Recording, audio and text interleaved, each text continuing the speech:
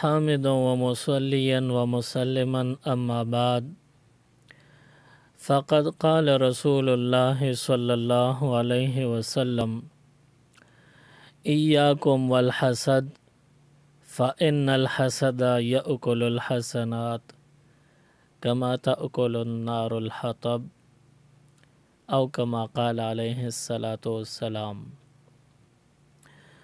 حضور نبی کریم صلی اللہ علیہ وسلم د حسد برائی ذکر کئی. حسد یو داسې ناکارا او قبیح عمل دی. د دواړو جهانو سردار صلی الله علیه وسلم د هغې بارکی فرمائی ایاکم والحسد، تاسو باندې لازم دی د حسد نه د ځان بچ کولو. فإن الحسد یأکل الحسنات، بیشک دا حسد دا نیکه داسې خوري کما تأکل النار الحطب، لکه اور چې څنګه خشاک سوځي او ختمي. په مخ د ځمکه باندې د حسد بنیاد چا ایښودلې دی. ګڼ شمېر احادیثو کې حضور نبی کریم صلی الله علیه وسلم موږ او تاسو ته تعلیمات راکړي دي. د حضرت آدم علیه السلام بارکه الله رب العالمین فرشتو ته او فرمایل زه په دې ځمکه کې خلیفہ پیدا کوم. دغه وخت کې دا شیطان دا هم د فرشتو په ډله کې شامل او شریکو. د انسان د پیدایش نه په سوونو کاله مخکې په دې مخ د ځمکه باندې پیریان اوسیدل. پیریانو به فساد کو په مخ د ځمکه، بد عنوانی به کولا، شر فتنه او فساد به خوراو.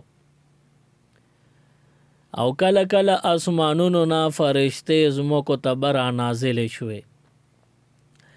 فرشتو به وکتل د پیریانو کې جناتو کې ډیر لوی فساد او بدامنی بوا، او بل خوا چې به وکتل ابلیس دا پکې ډیر نیک عمل او دیندار او د به اوږده رکعتونه منځونه او نفلونه کول، او چې د مانځه نه به فارغ شو نو خلکو له به ورغې د دوه فریقو منځ کې روغه صلح به کوله، جنگونه به ختمول، فتنه به ختمولې. بیا به په عبادت کې مصروفه شو نو بیا به خلک پیریان به یو بل سره لاندې وتل، ان خطل جګړه به شروع کړه، د به بیا سلام واړو او جنگونه به اوارول، روغه صلح به کوله. یو وخت چې کله دا فساد او فتنه ډیر زیاته شوه، الله رب العالمین فرشتو ته حکم ورک لاړ شه او دا پیریان اوخه نازمکه تیوزګاره کې. نو فرشته راغلی او هر یو پیری پسې کوړه روان کړو، هر پیری پسې ورغلی او ټول پیریانې د ځمکې نه وشړل. نو چرته نو شاړو ته، دریابونو ته او زنګلونو ته لاړل. دغه وخت کې دا ابلیس دا ډیر عبادت گزارو. نو ابلیس په باره کې فرشتو د الله پاک نه تپوسو که پروردګاره دا یو پکې ډیر نیک عمل دی، زیات عبادت کوونکي د سره سوکو.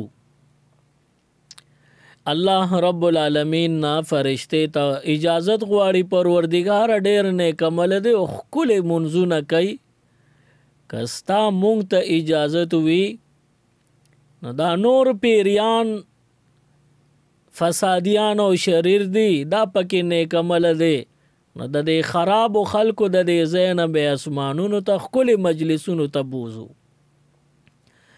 الله رب العالمین فرشتو ته اجازت ورکړه چې تاسو خواهش ته اسمانونو ته راوخې جوه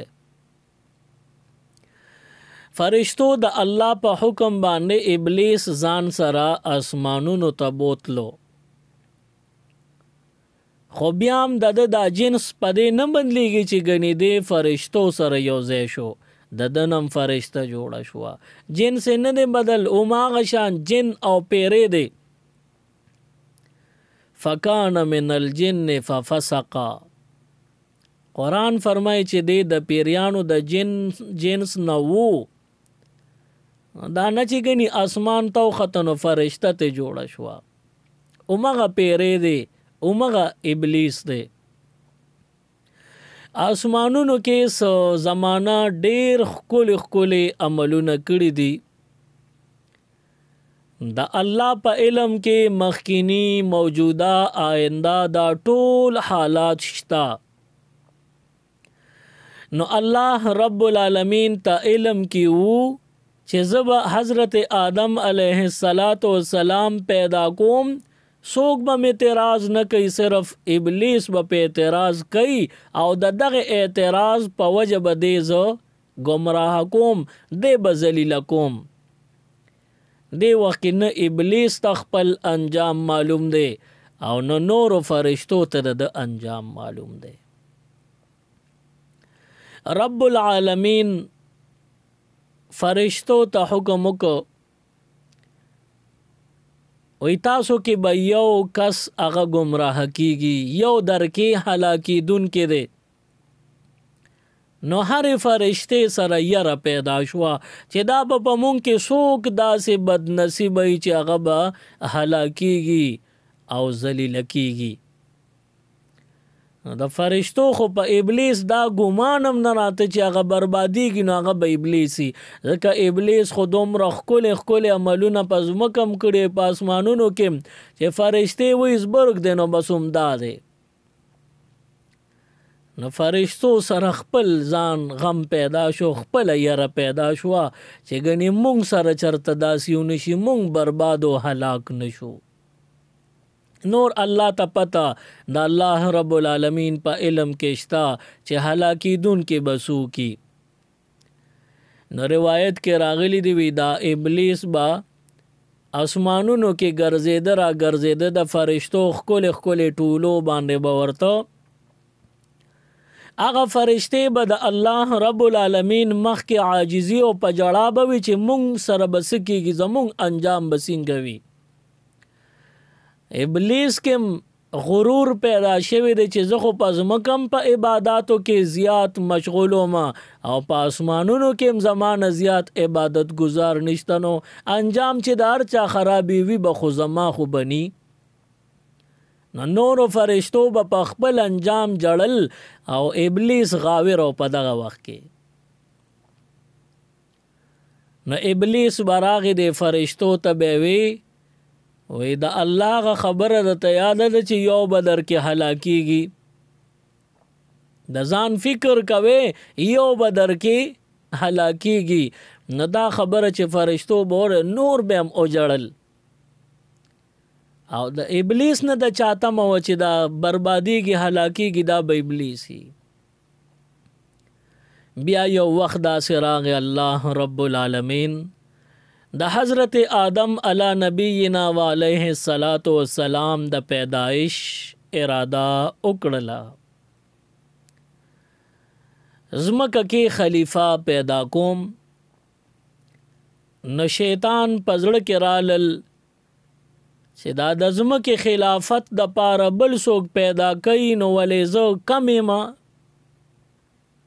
چې اوس به بل خلیفہ زیم بل به پیدا کیږي کیم نو ما پزمکو کم عبادتونه کړی دي نو خلافت د زمکه مال پکار دی که عبادت گزاری پکې کتلی شي نو عبادت مې پزمکو کې کړی دی پورته اسمانونو تم راختل عبادتونه مې کړی نو خلافت او د لوی مقام خو زما پکارو چې او ویلې چاته نه دی پزړه کې راغلی دي. بیا د هغې نه وروستو شیطان دا یو تکبر او غرور وکړ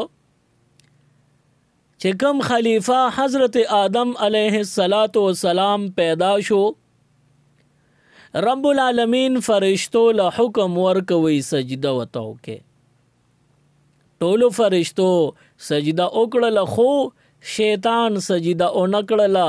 ابا واستکبر وکان من الکافرین، انکار یې وکړو، تکبر او غرور یې وکړو، او دی پخوا داسې د کفارو نه و، دی خو د الله په علم کې پخوا داسې کافر و.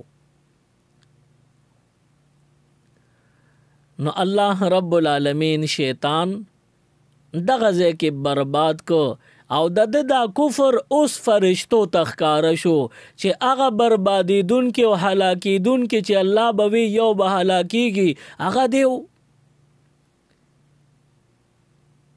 نو بیا الله رب العالمین د شیطان نه تپوس کوي. د دیم الله رب العالمین ته پته ده چې د شیطان د انکار کولو سبب څه دی، خو بیا ما او تا ته ښیي، او په دغه مو تا ته ښودو کې عبرت پروت دی. نو رب العالمین ته تپوس کوي، وایي ته د څه په وجه منې شوې چې سجده دې ونه کړله؟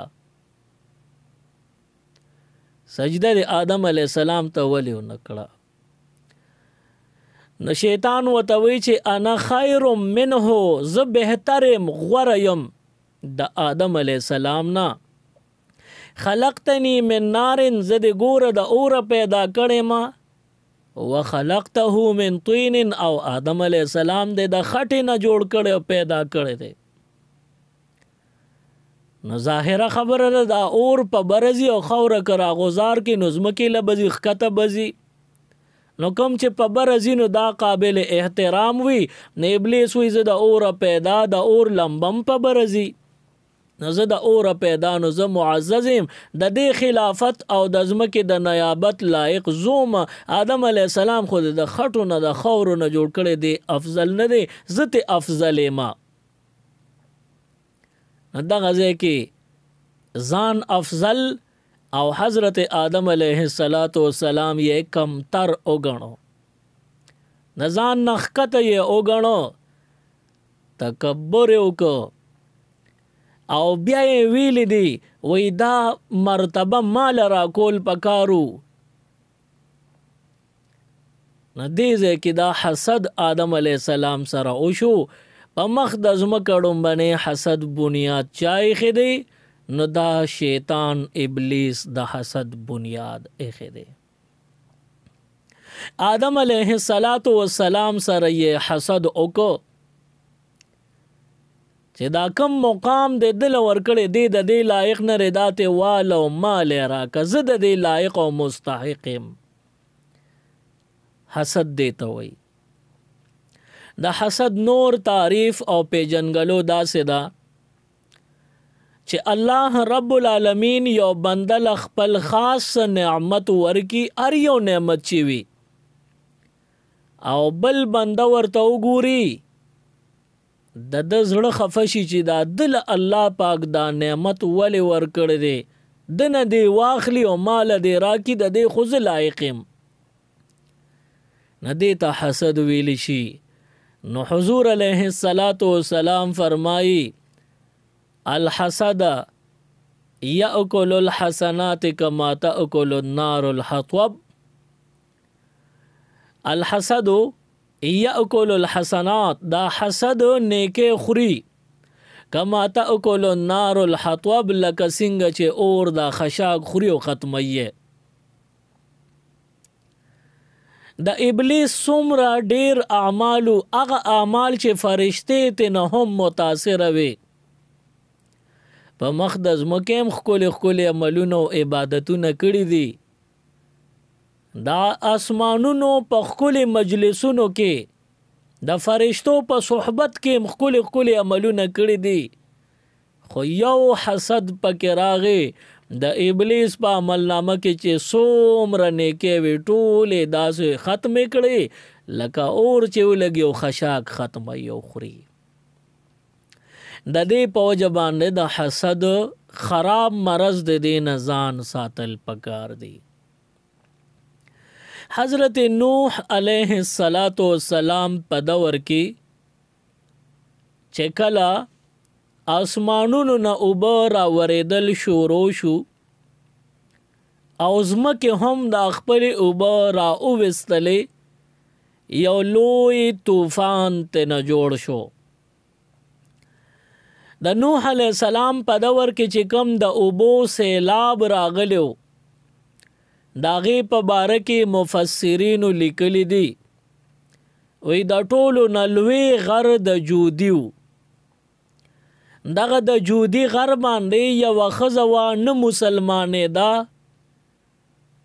نوح علیه السلام ټولو ته اعلان وکړ راشه ما سره کشته کې سواره شئ، نجات به ملو شي. که کشته ته نه راخیږئ نو بیا به په دې دریاب کې غرق کیږئ، ډوبېږئ به. یوه ښځه وه هغې سره د غېږې پیر او دونکې ماشوم و، په روڼي کې تړلې، او سیلاب چې راغی نو دا ښځه د اوبو د بچاو د پاره غر ته وخته.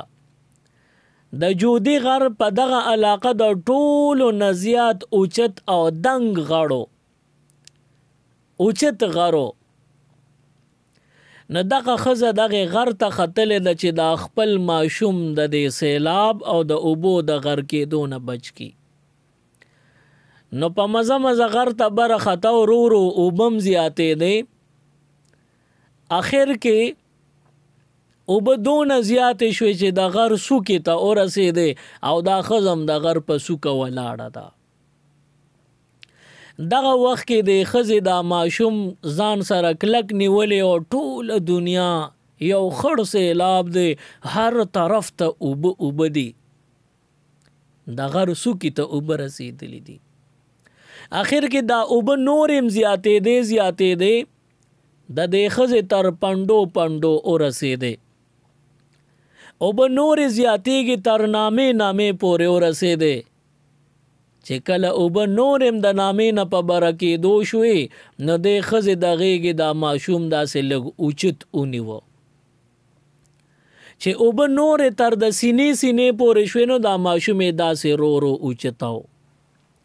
آخر کې چې دا اوبه یې تر د اوږو پورې راورسېدې نو ماشوم یې د سر نه اوچت ونیوه.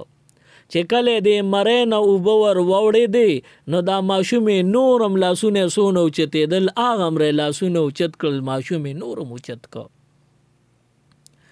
په دغه وخت کې د دې ښځې خوله او پوزه په اوبو کې پټ شو، هوا راغله، د اوبو له چپه ورکړه، چې اوبو چپه کړه نو د دې ښځې خپې وښوېدې او اوبو کې را پرېوته او لاړه لو شوه.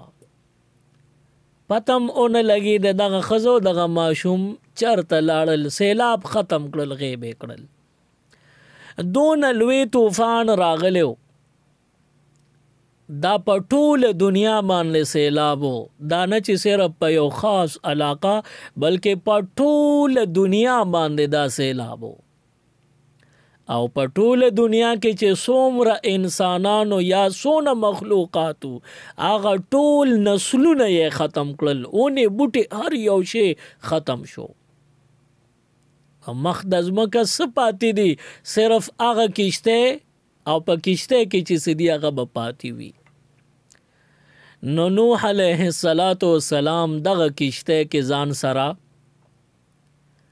خپل چې کم منون کې خلقو امت و 80 کسانو هغوی کې نولیو، نارینه زنانه ټوټل 80 کسانو، او د دې نورو سیزونو لکه حیوانات وغیرہ دا ټولې جوړه کېنول چې د نسل د بقا د پاره پکار راشي. نو هر یو شی جوړه اوچت کو په کشته کې ځان سره کېناو. چې کله سیلاب بالکل انتها ته ورسېدو، هغه وخت کې نوح علیه السلام په دې کشته کې چکر لګی ګوري چې کم خلق ما راخیجولی دي، اب پوره دي او که کم دي، یا څوک بې اجازته خو کشته کې نه دي سواره شوی. نوح علیہ السلام هر ځای کې هر یو جوړه وکتا چې ارس دو دی جوړه دی یو ځای کې یو بوډا کمزورې ناسته هغه بالکل یوازې د ایسو کم وسره نشتا بوډا سپینګری دی یوازې تنها دی جوړه وسره نوح علیہ السلام نو کینولې نوح علیہ السلام کلک دلاسو نیو سو کې چې بی اجازته کشته ترا سور شوه دغه بوډا و خپل جړه فریاد کوي خو نوح علیہ السلام وته وی ما چې کشته کې نولې نه نو ته سو کې چې کشته ترا قتلې نو دغه بوډا وته په جړه شو وته وی ز ابلیس او په کشته کې ناستم نوح علیہ السلام د لاس نکلک نیول دی وی پریکدم دینا وجنم دی سادن و باسم حضرت آدم علیہ السلام دی د جنت نریست دی د دغی جرم ارتکاب دی کړی دی اوس مال په ګوتو راغلی سادن په موټو کیو باسم نو ابلیس وته جاړي وته وی خیر دی زبتا ته یو سو مسلې او خیمه وما پریدا نوح علیہ السلام وته فرمای وی س مسلې دي چې ماته خول غواړي نو ابلیس وته وی چې یو 15 خبرې دي په هغه 15 خبرو کې 3 خبرې بدرته حکم او د باقی 2 خبرو ته پوس برانه نه کې نوح علیہ السلام دې ته تیار شو زچې دورا ته نه کوي نو 3 خو بیام د 2 نه زیاتې دي 3 مسلې خو براتو کی نوح علیہ السلام وتوی خزا غدرې مسلې کمی دی راته وایا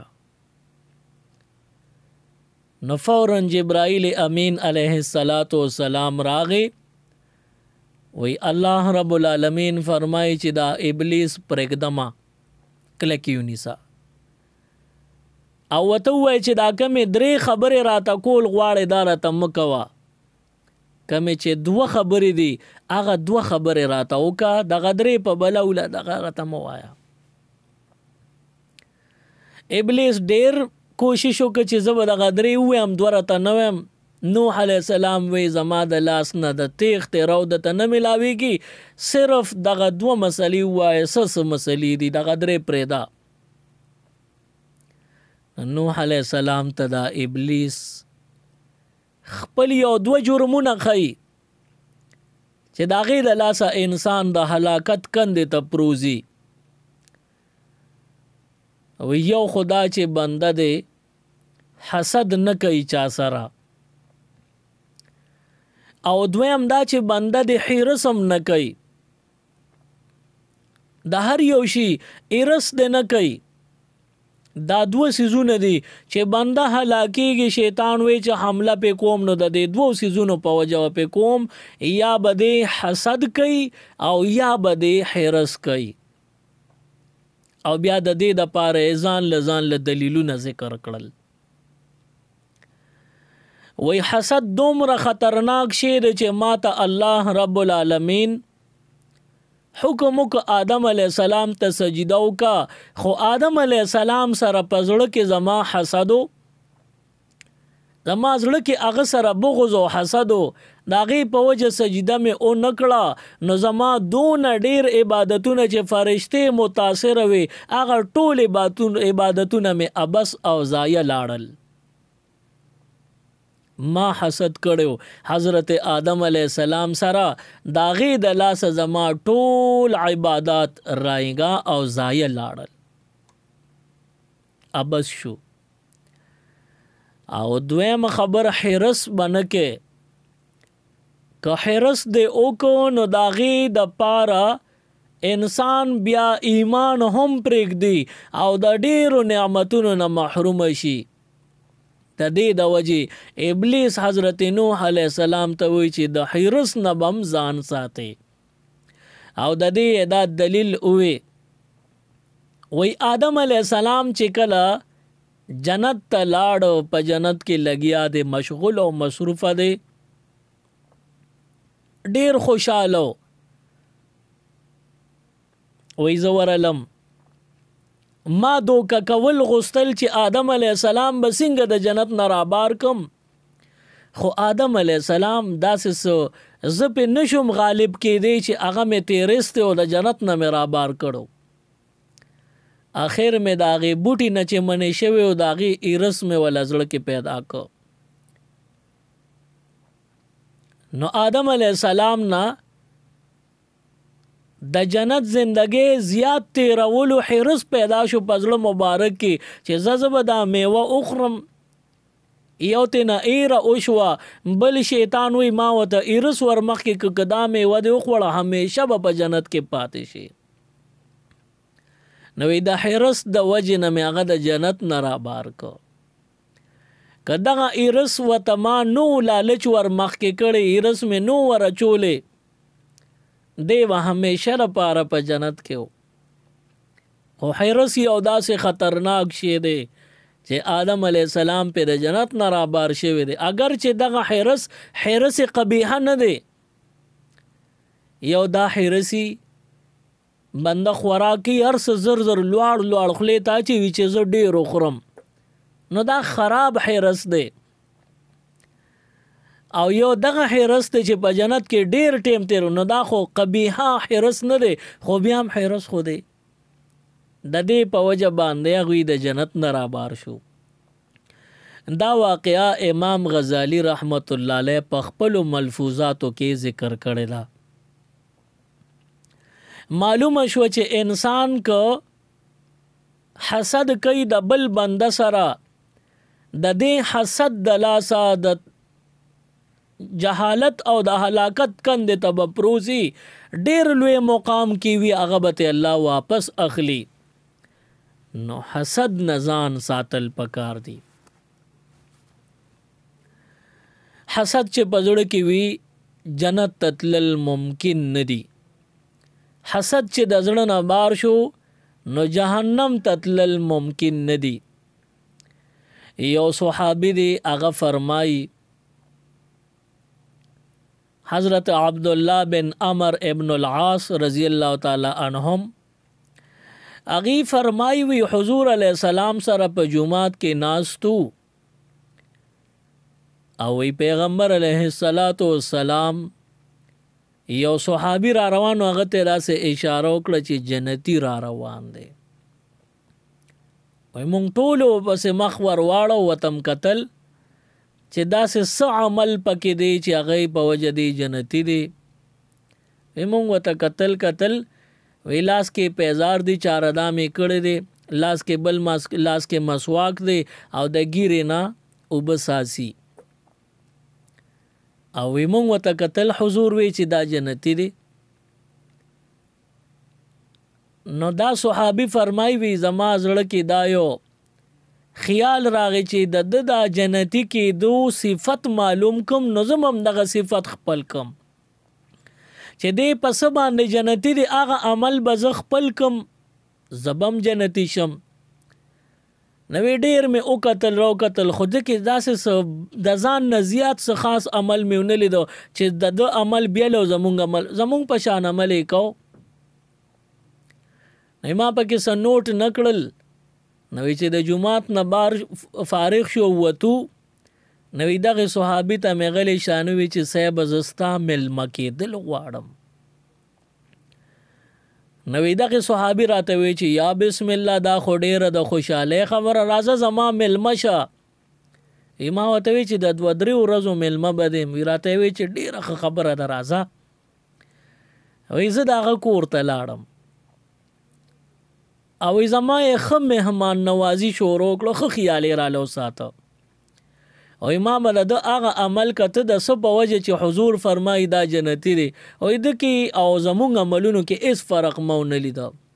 فرض مونځ د زم کوم د بم کول، د شپې لا مونږ به تهجد کول، د به تهجد هم نه کول. وی لاړم چې دیو د کې د څادرې راښکه سملاستو او ټوله شپه زه ویښ وم، ما له د څارنه کوله چې دی کې داسې څه خاص عمل دی، د هغې په وجه حضور فرمایل جنتی دی. و یوه ورځ او شپه مې تېره کړه، بله ورځ او شپه مې تېره، بله ورځ او شپه مې تېره کړه. چې 3 روزه تیر شو، اخر کې مې ستړی تنگ شوم، وته مې وی چې صاحب بس سفاره ته ووایه زه په دې مراد او په دې غرض او مقصد راغلم چې ترالی جمعه ته نو حضور فرمایل چې جنتی راغی، نو دا تا کې داسې خاص څه عمل دی، مونږ خو نفلونه هم کوو تا نه کول، مونږ تهجد کوو تا نه کول، نه داسې څه خاص عمل دی چې د هغې په وجه فرمایي چې دا جنتي دی. دا صحابي وته دا خو زما دپاره لوی نعمت دی د الله پاک چې حضور فرمایل چې دا جنتي دی، خو ما کې خو داسې څه زیاتي عمل نشته چې د هغې په وجه زه جنتي یم. البته یو کار دی، ماسخوتن چې زه کټ توخیجم څادر راکاږم او سملم، نو سترګو په ټولو نه مخکې دروازې چې ما سره چا څنګه معاملات کړي، چا زور زیاتې زبردستي کړي، ظلم به کړي، هغه ټولو ته ما زړه صفا کړي چې یا الله ستا د خاطره ټول مې وبخل. د هغې نه پس څادر راکاږم او سترګې پټې کړم، سار را پاسم. نو دغه صحابي فرمایي وی دا خو حضور ځکه فرمایلی دی چې دا جنتي دی چې ته په زړه کې څه حسد وغیره نه ساتې، چاته په زړه کې خیرې بغض حسد او نفرت نه ساتې، ته ځکه جنتي. نو معلومه شوه چې کم زړه کې حسد وي جنت تتلل ممکن ندی، او کم زړه کې چې حسد نی نو جهنم تتلل ممکن ندی. نو زړونه د حسد نه پاک کې. حسد دی ته وی چې دی بندل دا نعمت خدای تا ورکړې دا ته واخلې او مال راکې، نو دا ډیر خراب عمل او خراب عادت دی. د دې نه په کوشش سره ځان ساتل پکار دی. دې باره کې یو لطیفه مشهور ده، وی یو سړی و، هغه به چې کوم سوال وکړو الله به قبلو، خو چې ځان له به څه غوستی نو خوا کې ګاونډي له به الله پاک د ده په دوا هغه څیزونه دوه ورکړي وو. نو د ده ګاونډي سره په زړه کې حسد و چې دوا به زه کوم او میلاویږي به دوه څیزونه تا ته او ما ته به یو میلاویږي. وی که ده به وی چې یا الله زما چیلی ته ضرورت دی ماله یوه چیلی راکې، نو د ته خو به سمدستي یو چیلی میلاو شوه، خو د ده ګاونډي ته به دوه چیلی میلاو شوې. که د غوا ضرورت یا الله غوا راکې نو ګاونډي ته به دوه، ده ته به یوه میلاو شوه. آخر کې دې ډېر تنګ راغی چې زه خو هر شی ځان له غواړم، ما ته یو میلاویږي ده ته ډبل میلاویږي. نو ویورېږه چې د ده به هم زه خوښ شم. نو بس سوال یې وکوي یا الله ما په یوه سترګه ړوند کې، نو دی خو په یوه ړوند شو، خو ګاونډی په دواړو سترګو ړوند شو، نو په ځای کې یې ناسته. بیا وی په دې یو لاس مې شل کې، نو دی خو په یو لاس شل شو، خو ګاونډی یې د دواړو لاسونه خلاص که. آخر وی په دې یو وخت به د نه ځان ګوډ غواړم، نو دی غرق شو، په یو وخت به ګوډ شو، او ګاونډي په ټپو کې ناسته غرق او پر کې که. نو معلومه شو چې حسد دومره خطرناک شی دی چې بیا وی مال یې مه راکوه خو د ده نه یې واخله. دومره خطرناک قبیح او خراب عمل دی، د حسد نه دی. الله پاک مونږ او تاسو وساتي. سبحان ربک رب العزة عما یصفون وسلام على المرسلين والحمد لله رب العالمين. اللهم ربنا آتنا في الدنيا حسنة وفي الآخرة حسنة وقنا عذاب النار وأدخلنا الجنة مع الأبرار يا عزيز يا غفار برحمتك يا أرحم الراحمين. मज़ीद Islamic videos देखने के लिए हमारे YouTube चैनल दीन और दुनिया को ज़रूर सब्सक्राइब करें और बेल आइकन ज़रूर प्रेस करें ताकि हमारी हर एक वीडियो की नोटिफिकेशन आपको मिल सके।